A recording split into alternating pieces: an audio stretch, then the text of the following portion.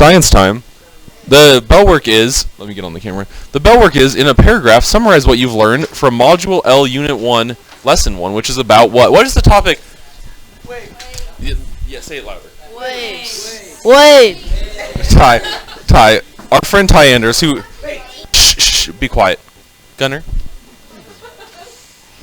Our friend Ty Anders, who sometimes forgets to close his eyes when the instructions are close your eyes, he has told us that the topic is waves. So someone is going to read there. I'm going to interview this person. Hadley, come over here. Hadley is going to be interviewed about her thoughts of, in a paragraph, summarize what you've learned about Module L, Unit 1 lesson.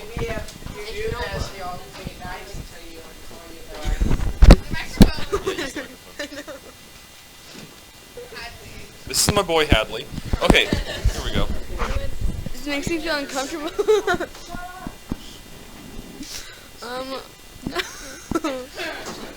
What I learned about Module L is that there's stop. Let her speak. There is sound waves, and the sound waves make little waves in the ripples. I honestly don't know, but no, that's good. That's good. So one thing. Thank you.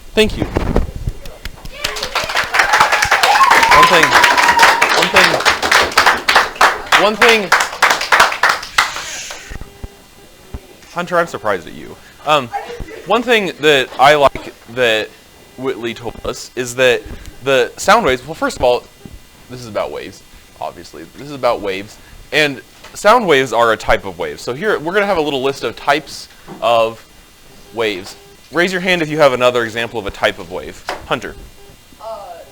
Like a tsunami. Okay, so, and what? You need to knock it off, okay? Look, Gunner, don't look at him, look at me. You need to knock it off. Do you understand? Do you understand? Just knock it off. Anyway, Hunter, so what what category of waves will we put tsunamis in? Yeah, yes? So a tsunami is caused by a seismic wave, right? Okay, so yeah, we can, there are seismic waves. They're caused by seismic waves, but the tsunami itself is a wave in what? Energy.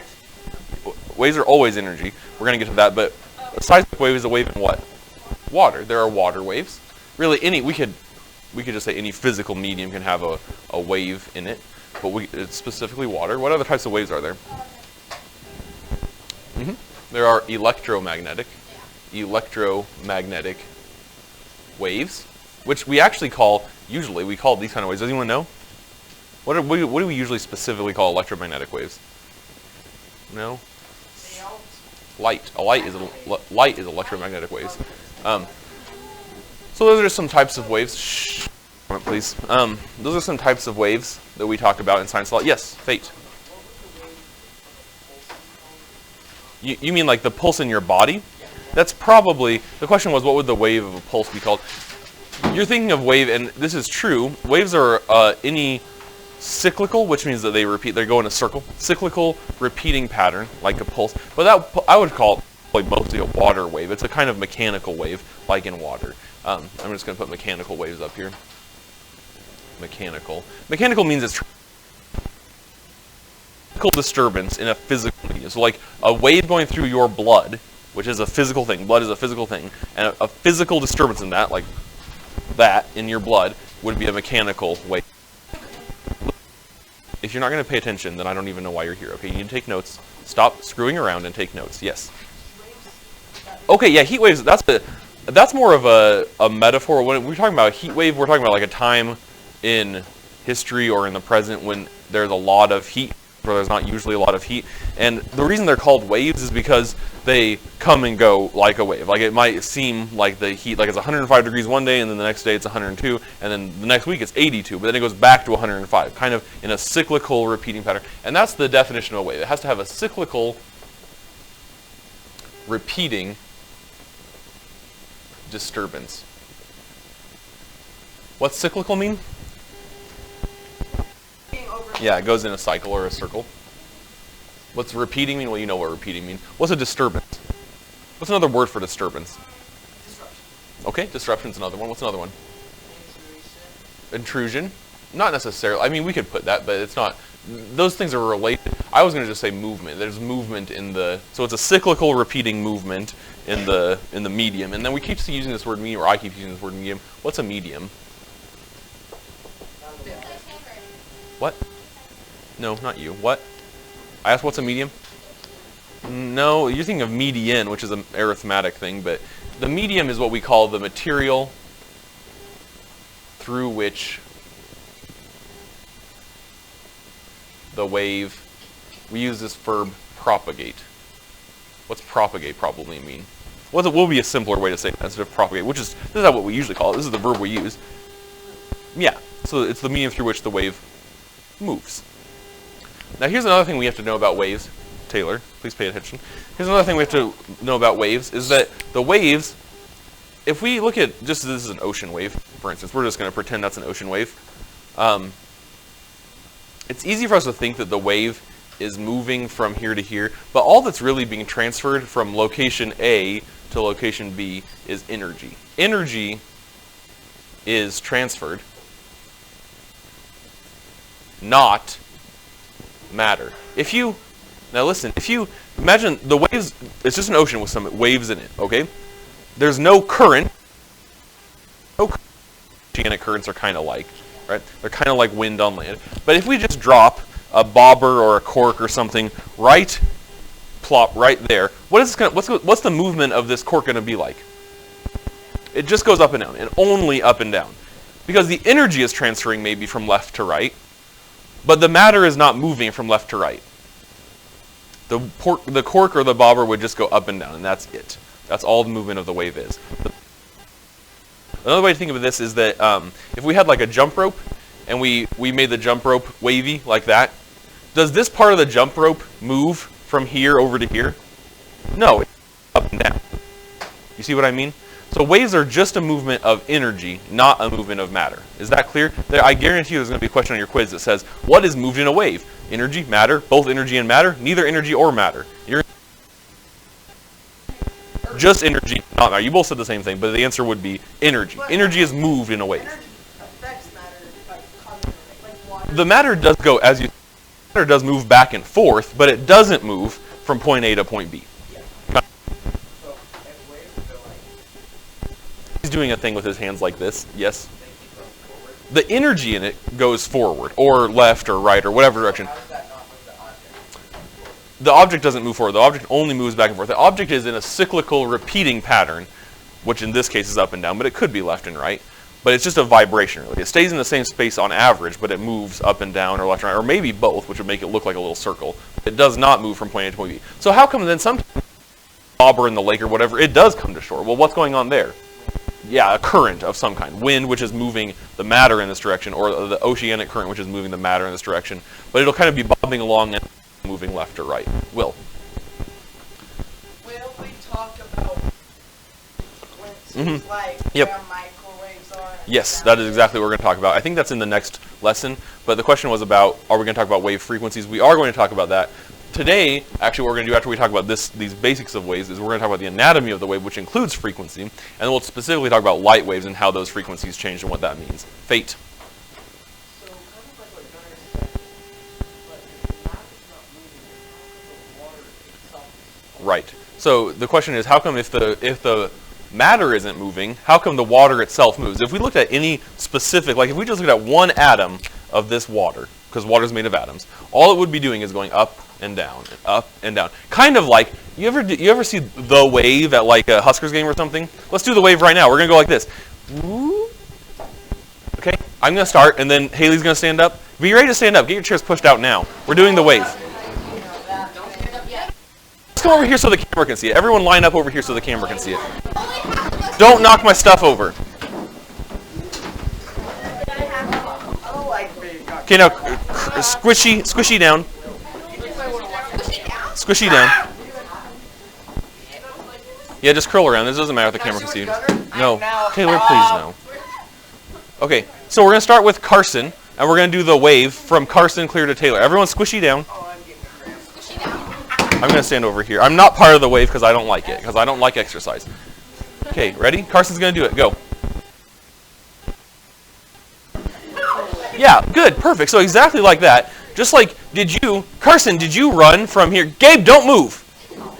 Carson, did you move from where you are to where Taylor is? No, all you did was move up and down, but we saw, and you'll see on the video, the wave looked like it was propagating from Carson to Taylor. Let's do it again. Sit down. And then we're going to do it this time. We're going to squish you down, Taylor. We're going to start with Carson and go to Taylor, and then wait 1 second, and then Taylor, you do it, and it's going from Taylor back to Carson. Go now.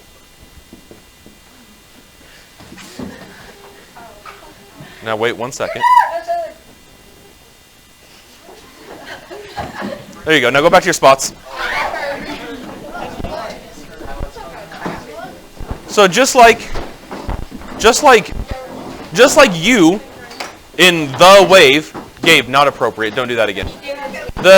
Just like your little prepubescent body, or depending on who you are, prepubescent or pubescent or postpubescent body, just like you and your little body, all you did was up and down, but the wave propagated from it'll look on screen like the wave propagated from right to left. So only the energy is being moved through a wave, not matter. The matter itself might oscillate. That's what we call it when something just moves in one direction. But it does not move from one end of the wave to the other. Yes? When you shake up a cup of water, is that considered a wave? In it, yeah. But it matters creating that. Depending on how much you shake it, probably some of the matter is moving too. But you could easily, if you drop a marble in a cup of water, the waves that move out, each individual particle of water is just moving up and down, just in order. Okay? What's after material? Through. Let's now talk about the. Oops, what did I press? I don't know what that did. Well, that's all right. Hopefully, it didn't ruin everything. Shh. I want to talk about. I think your book in this section. I'm trying to figure out what goes in this section, what goes in the next section. Okay, yeah. The next thing we're going to talk about are some two different. These are some types of waves. As I already wrote up here, these are some specific types of waves, but there are two basic form factors that waves can have, and we're going to write those down. So write down the two basic form factors that a wave can have.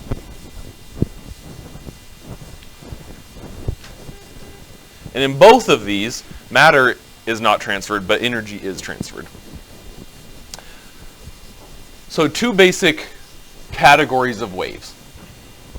These are not specific types, they're just categories, and they're called transverse and longitudinal. And we'll put some different examples of both of them if you remind me. But a transverse wave looks like this. A transverse wave, and we'll talk about the anatomy of the wave at this time too. In a transverse wave, the energy moves, energy flows. Sorry, I should write it differently. We could have started it that way, but let's not. Matter oscillates. What does the word oscillate mean? Remind me. Yeah, bobs up and down. Matter oscillates. Matter bobs up and down, perpendicular to energy flow direction.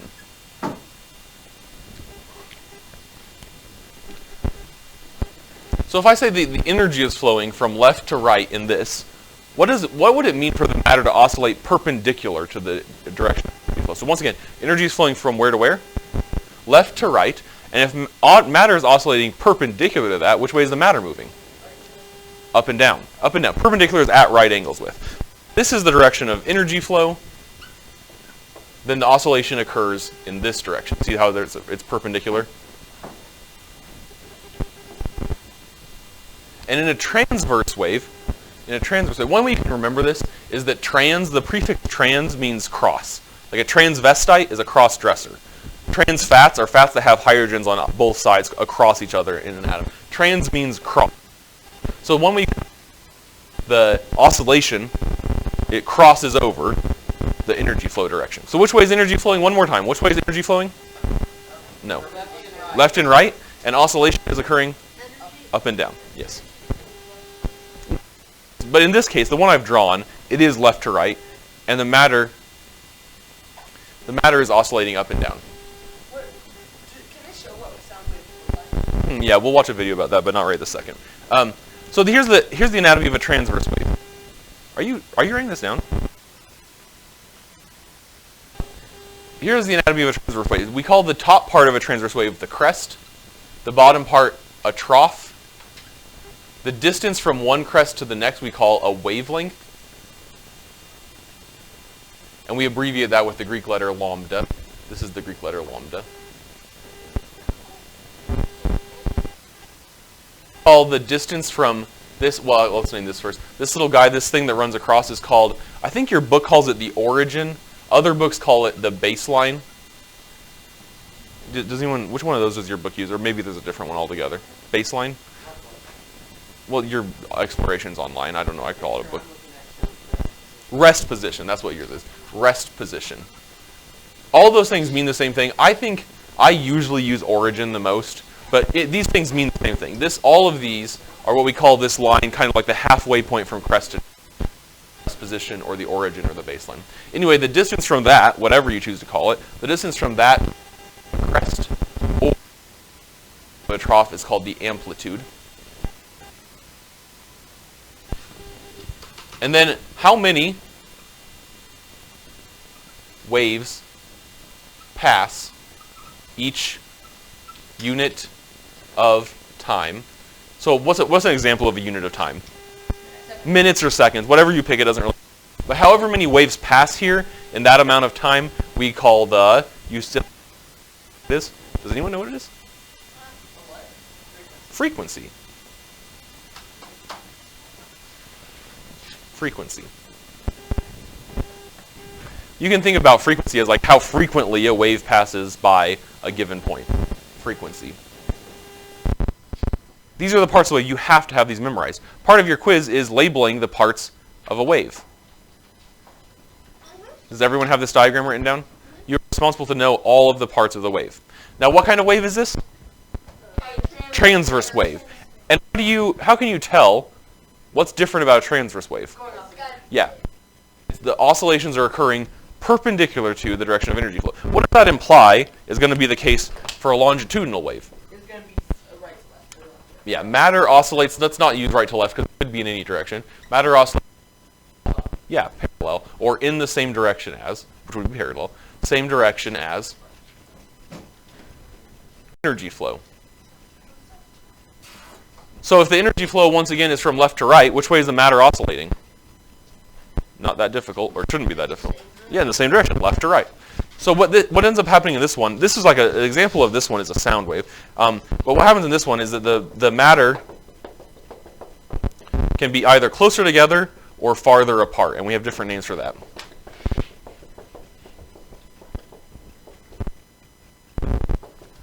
What am I indicating here by these little dots, probably? What am I indicating here by these little dots, probably? How loudly? What are the little dots probably representing? In my drawing, they're representing atoms. When the atoms, in areas where the atoms are closer together, first of all, how will the atoms themselves move? If the matter is flowing from left to right, if the energy is flowing from left to right, how are the atoms, the matter, going to move? Left direction too. When they're closer together, we call it a compression. And when they're far apart, we call it a rarefaction. Can you guess what we call the wavelength in this kind of wave? In the transverse wave, crest to crest, what might it be? Once again, in the transverse wave, the wavelength was the distance crest to crest. What might it be in a long? Compression to compression. So that's the wavelength. Once again, represented by the Greek letter lambda.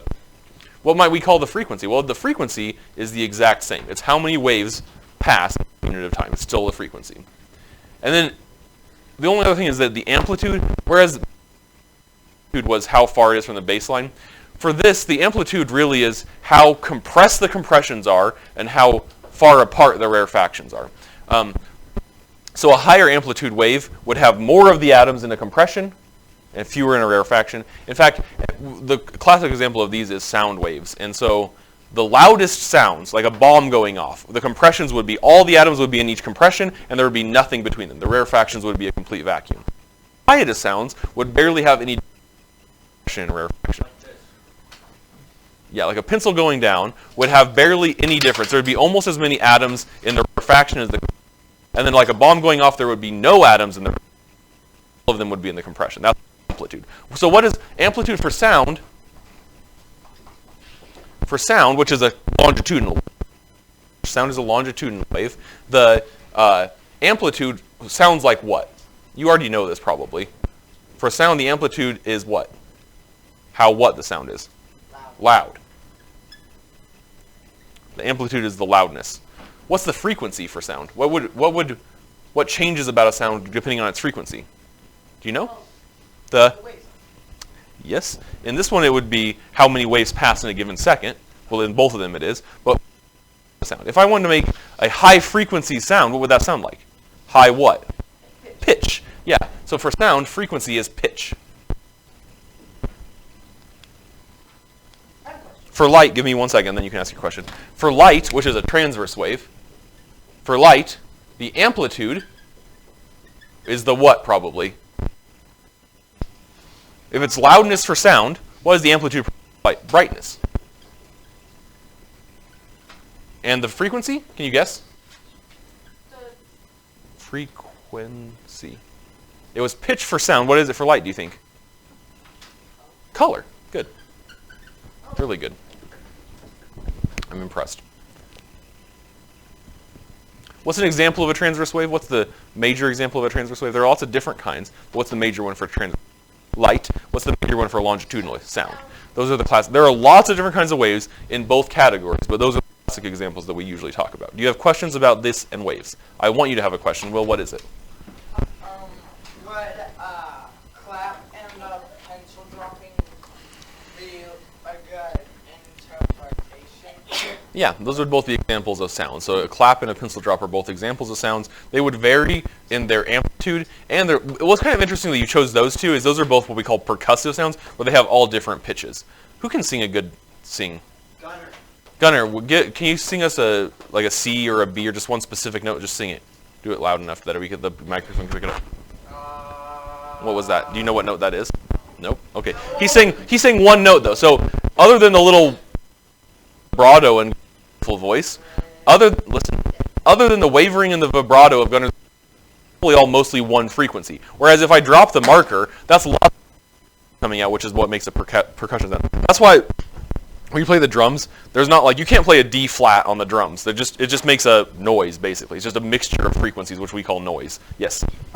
Sounds are made from vibrations. Yes. Yep. These atoms are vibrating. That's what's. I had a question back when we were learning about magnets, and you said tell me later, but I never told you. Okay. Later. So if you had a magnet on Earth, which is attracted to the northern pole, right? Yes. And you took it out to space, well, farther from the gravitational pole of Earth, where would it point to? Like Still the North Pole of Earth, unless you got it far enough away that it was pointing. Really far away. Probably nothing. The magnet may not be affected by the electromagnetic force at all. Yeah, unless it's in another magnetic field. Like a magnet is attracted to the strongest magnetic field around, and if there isn't one, it just behaves as normal matter without a magnetic field. Question, Taylor? Okay. It probably isn't. I didn't write that word once. So. What other questions about this? Will you be prepared for your lab tomorrow? Yes. Okay. If there are no other questions, we'll say bye. Bye.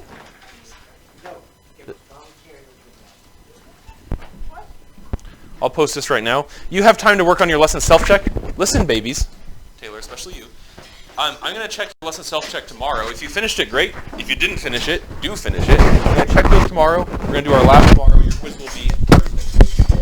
Uh-oh. Don't.